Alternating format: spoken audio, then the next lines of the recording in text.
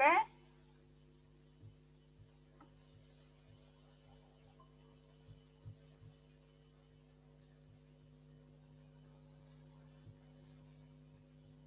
Sudah keluar share screen saya?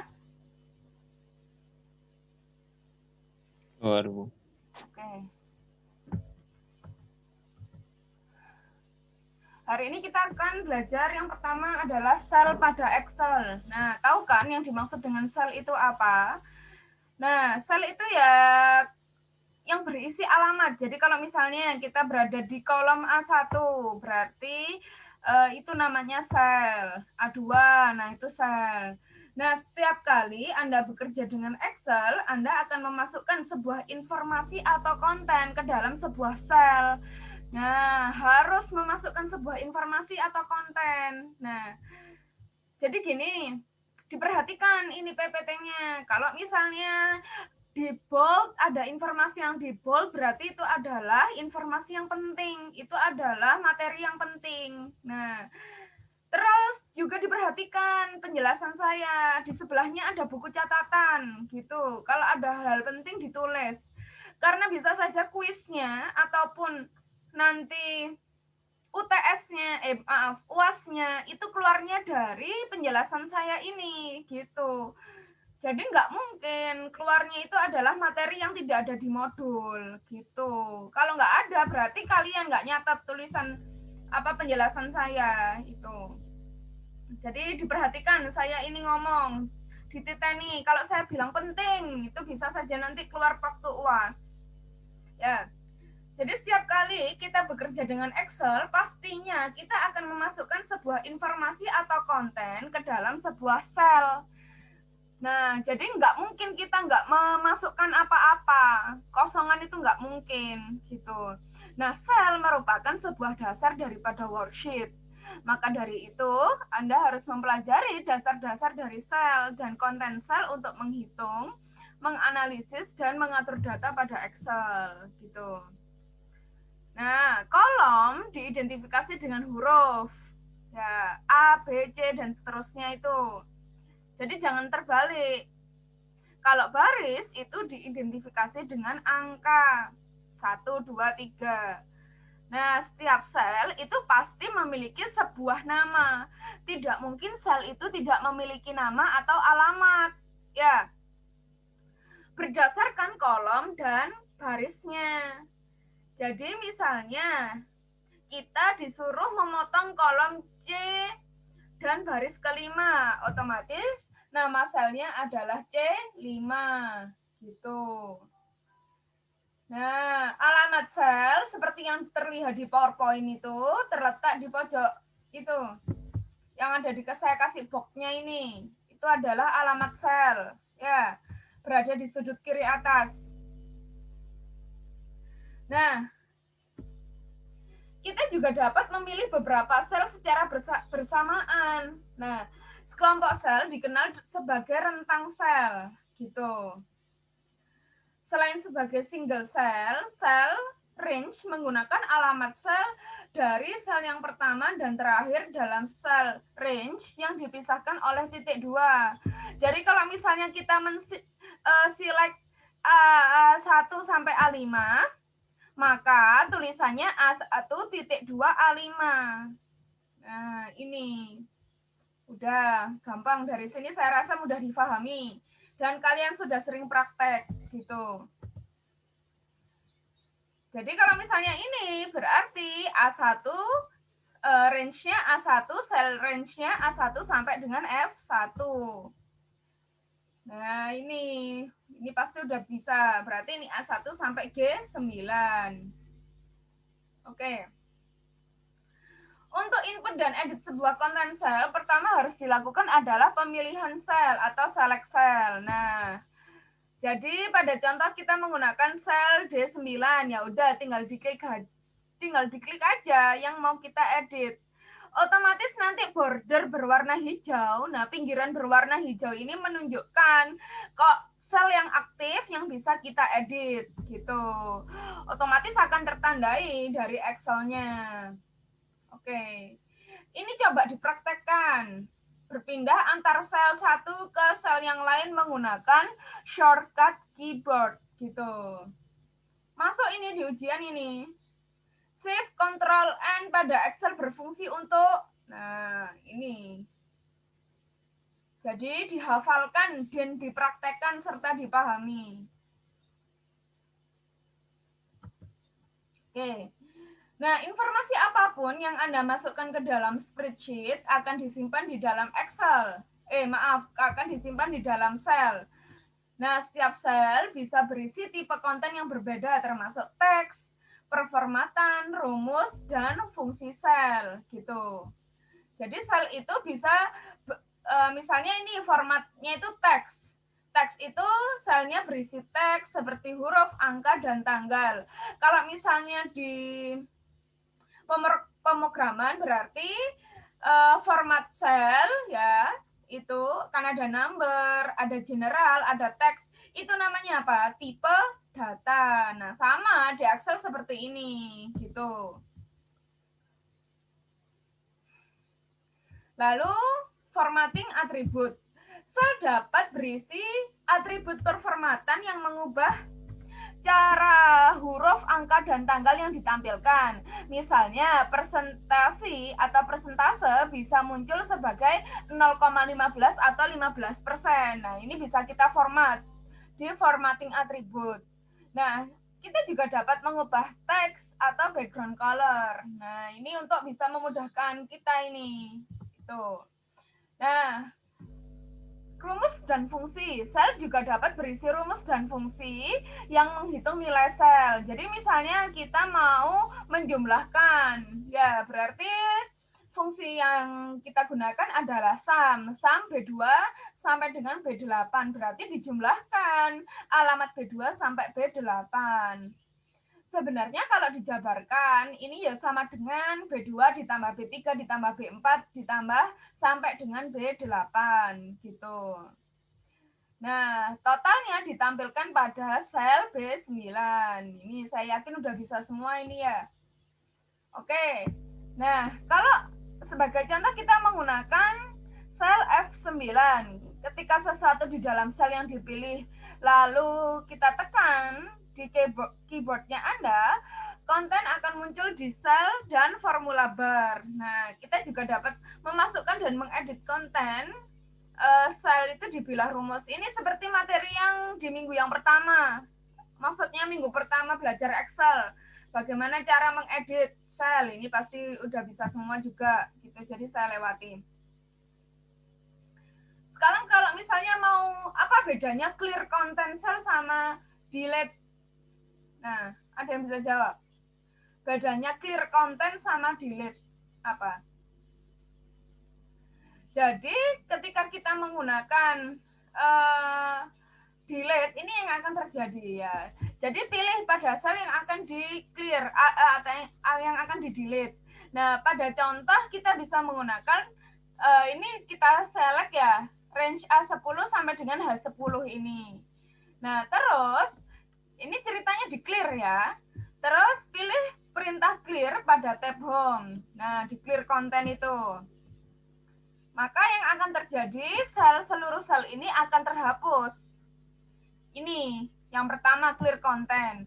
Kalau di delete, maka misalnya kita ada perbedaan penting antara menghapus konten sel dan menghapus sel itu sendiri. Menghapus konten sel berarti clear konten. Menghapus sel itu sendiri berarti delete ya. Jika Anda menghapus seluruh sel di bawahnya akan bergeser untuk mengisi celah dan mengganti sel yang terhapus gitu. Nah, itu loh bedanya. Berarti kalau di clear content ya, clear content ini terhapus.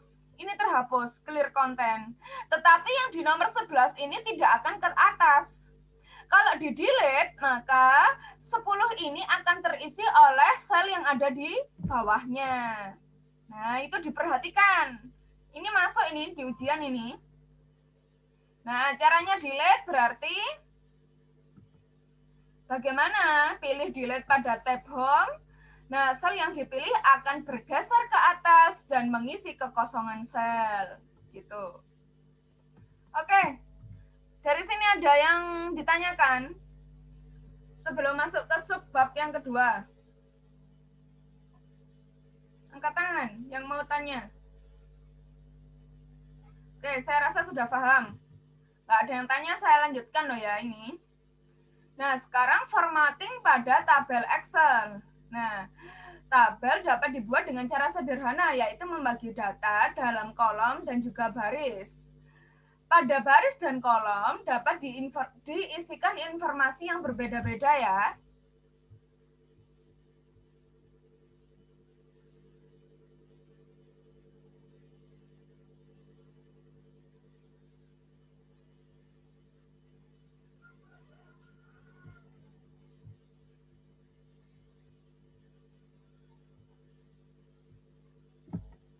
Nah,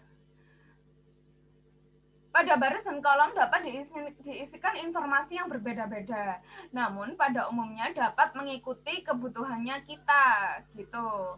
Baris dan kolom utama disebut header. Nah, ini masuk ini, di mana pada header ini terdapat informasi mengenai isi selanjutnya dari baris atau kolom tersebut, gitu. Nah, caranya bagaimana membuat tabel Microsoft dengan menu insert tabel? Nah, ini caranya berbeda loh. Bu, Excel itu terdiri dari tabel. Kok kita masih create tabel di Excel? Apa yang membedakan gitu? Nah, berarti ini lihat bedanya nanti ya ini. Pilih cell range pada tabel data, lalu pilih fitur tabel pada tab insert. Udah. Berikutnya akan muncul sebuah create tabel. Nah, gini. Akan muncul seperti ini. Nah, jika range data yang Anda jadikan tabel memiliki headers atau judul kolom, maka centang bagian My Table has header. Jika tidak dicentang, maka di bagian atas tabel yang dibuat akan muncul sebuah header baru dengan nama kolom 1, kolom 2, dan seterusnya. Nah, jika oke, sebuah tabel baru akan muncul di lembar Excel. Jadi intinya apa? Jadi kalau misalnya kita klik My Table has header, nah udah disediakan ini dari Excel-nya. Ada departemen, first name, last name, kayak gitu. Bagian atasnya ini loh, teman-teman. Nah, gitu. Jadi sudah disediakan. Nah, hasil dari langkah di atas dapat dilihat seperti ini. Nah, ini loh ada ininya langsung.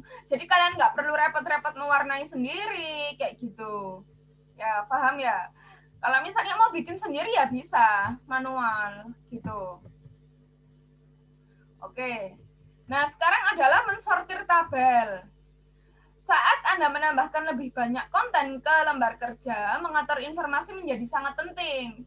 Nah, tentu saja kita butuh, ketika kita butuh cepat mengatur ulang lembar kerja dengan mengurutkan data, kita butuh yang namanya filtering gitu.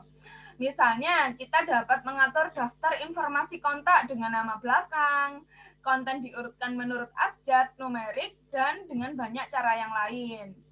Nah, berarti ini sudah masuk pengolahan data, gitu. Data pada di dalam Excel dapat diolah dengan cara diurutkan sesuai dengan kebutuhan. Nah, pengurutan biasanya dilakukan dengan mengikuti pengurutan sesuai abjad, sesuai urutan angka, atau kombinasi keduanya. Dalam melakukan sorting dapat dilakukan pada satu kolom saja, atau disorting pada keseluruhan worksheet. Nah, ini diperhatikan ini yang dicetak tebal itu. Nah, ini contohnya sorting ya, saya jelaskan ya. Ini ada customer contact list. Oke. Saat mengurutkan data, penting untuk terlebih dahulu, kita tuh harus memutuskan Anda ingin mengurutkan diterapkan ke lembar kerja atau seluruh rentang sel, hanya rentang sel gitu. Nah, misalnya ini hanya beberapa sel saja ya, hanya satu kolom saja, bukan seluruhnya.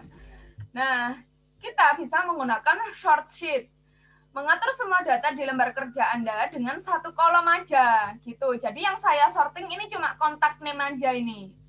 Nah, informasi terkait di setiap baris disimpan bersama saat pengurutan diterapkan. Dalam contoh di bawah ini, kolom nama kontak, ya, kontak name ini telah diurutkan untuk menampilkan nama dalam urutan abjad. Oke. Kalau short range itu apa, Bu? Short range mengurutkan data dalam rentang sel yang dapat membantu saat bekerja dengan lembar kerja berisi beberapa tabel, gitu. Nah, jadi diurutkan ketika lembar kerjanya berisi beberapa tabel. Menyeret rentang tidak akan mempengaruhi konten lain di lembar kerja, gitu. Jadi kalau misalnya disorting di sheet yang pertama, ya sheet kedua nggak akan ngaruh, itu. Nah, jadi misalnya ini, pada contoh akan mengurutkan data t-shirt berdasarkan urutan alfabet pada kolom last name. Nah, pertama dipilih dulu sel pada kolom yang akan diurutkan. Misalnya pada contoh kita akan mengurutkan sel C2. Maka ya udah ini pilih ke bagian data, lalu pilih A sampai Z, berarti mengurutkan dari A ke Z. Terus Z ke A akan mengurutkan dari Z ke A. Loh Bu, penomoran saya 1, 2, 3. Berarti kalau kalian pilih A sampai Z berarti diurutkan 1, 2, 3, 4 gitu. Kalau Z ke A berarti berapa? 5, 4, 3, 2, 1. Seperti itu. Nah, akhirnya hasilnya seperti ini. Nah, ini pasti berpengaruh ke tabel-tabel sebelahnya ini setelah diurutkan. Nah, ini disesuaikan kebutuhannya aja. Oke. Sekarang bagaimana mencari data pada Excel? Bukan hanya menggunakan Ctrl F, ya. Ketika lembar kerja berisi banyak konten, kita akan kesulitan menemukan informasi dengan cepat. Kita bisa menggunakan filter yang digunakan untuk mempersempit pencariannya kita, gitu. Yang dicontohkan di sini, kita akan menerapkan filter ke log worksheet peralatan untuk menampilkan laptop dan proyektor yang tersedia untuk check out, untuk bisa di check out. Nah, agar pemfilteran ini bekerja dengan benar, lembar kerja Anda harus menyertakan baris header. Ya, berarti kalau nggak ada headernya, sulit untuk difilter. Nah, ini diperhatikan. Keluar ini waktu ujian. Ya, yang digunakan untuk mengidentifikasi nama setiap kolom. Jadi ketika Anda tanpa header langsung 3000 kamera, tanpa ada atasnya ini ya sulit ketika nanti melakukan penfilteran gitu. Nah, pada tag data pilih filter, ya, dipilih filter. Nah, selanjutnya akan muncul drop down arrow kayak gini. Gitu. Ini gunanya header ini akan muncul seperti ini. Nah, klik drop down arrow pada kolom yang diinginkan. Pada contoh akan melakukan filter pada kolom B ini kan ya, tadi kan laptop sama proyektor.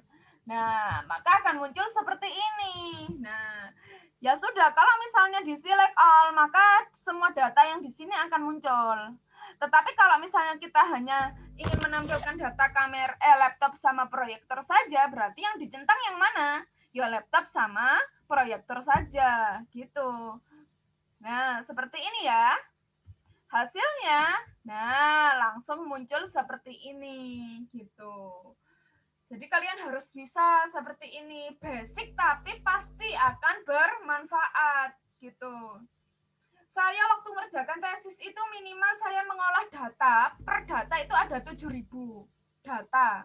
Nah, kalau saya tidak menguasai basic ilmu filtering ini, masa cari satu persatu? Kan ya enggak. Nah, itu akan mempercepat kerja kita. Itu. Oke, baik. Penjelasannya cukup. Ada yang ditanyakan? Angkat tangan. Dapat dipahami?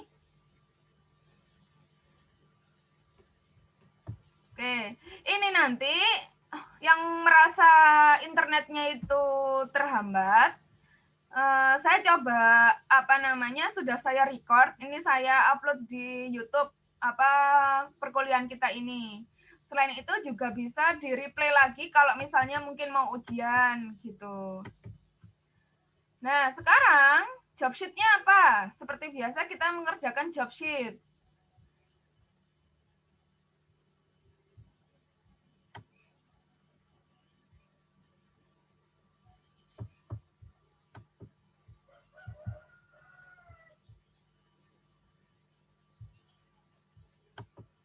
Oke. Saya share screen dulu. Job sheet-nya seperti biasa, ya berarti mempraktekkan apa yang telah kita pelajari pada hari ini. Nah, ini sudah ada penjelasannya ya. Ini adalah penjelasan tambahan yang mungkin tidak ada di PPT, tetapi ini adalah hal-hal penting yang harus diperhatikan bagian atasnya, gitu. Itu boleh dibaca.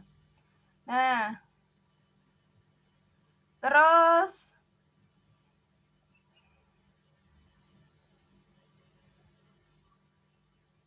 nah, praktikum yang pertama ini dikerjakan ini praktikumnya. Praktikum 1. Nah, ini seperti biasa udah dapat filenya juga. Bukalah file Excel 2016 underscore cell basic underscore practice. Itu pasti udah dapat ya. Itu saya udah upload di LMS juga. Ada 3 praktikum. Ini diselesaikan semuanya ya. Itu. Oke. Oke, ada yang ditanyakan? Ada yang ditanyakan? Oke, saya yakin sudah paham semua karena ini sangat mudah. Dan itu tadi catatan saya dipraktekkan. Ketika saya bilang dipraktekkan itu cobaan, dicoba karena beda anak yang praktek sama tidak itu. Nah, kalau di kuliah offline ya saya tunggoi kalian. Saya lihat sendiri kalian praktek pakai laptop ya. Karena kita online kan ya saya nggak tahu kalian praktek atau tidak ya. Itu dipraktekkan sendiri yang tadi shortcut-nya untuk Excel. Nah, dikerjakan job sheet-nya. Maksimal pengumpulan jam, anggap aja sekarang jam 8, 9, 10, 11, 12, 13, 14. Ya, maksimal pengumpulan jam 2, jam 2 siang, 14.00 itu. Seperti biasa dikumpulkan di LMS. Oke, Rio sudah masuk berarti hari ini alhamdulillah masuk semua. Apa? Ferdiansyah tanya apa? Izin bertanya, Bu. Ini Ya. gak usah pakai langkah-langkah. Apa? Gak usah pakai langkah-langkah, Bu. Pakai langkah-langkah. Jadi nanti kumpulkannya di Excel. Maaf, di Word. Ya. Tetap praktikumnya di Excel. Pakai langkah-langkah. Oke. Ada yang ditanyakan lagi? Oke, saya rasa cukup. Terima kasih atas perhatiannya.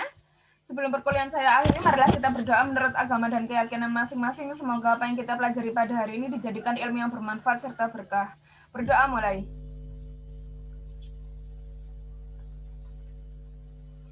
Berdoa selesai, kurang lebihnya saya mohon maaf. Terima kasih atas perhatiannya. Wabillahi taufiq wal hidayah. Wassalamualaikum warahmatullahi wabarakatuh. Waalaikumsalam warahmatullahi wabarakatuh. Waalaikumsalam.